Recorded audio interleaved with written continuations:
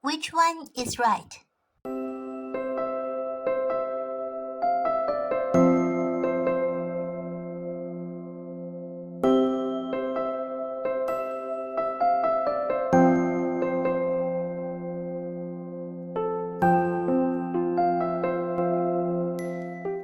Which one is right? Yes, you're right. This one is right. But why?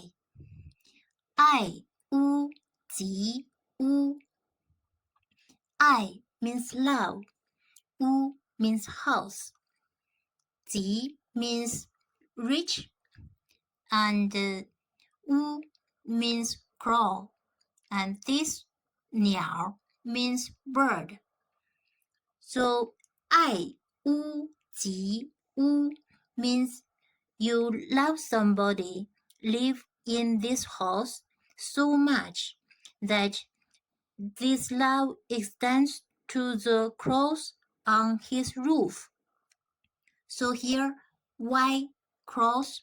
Why not birds?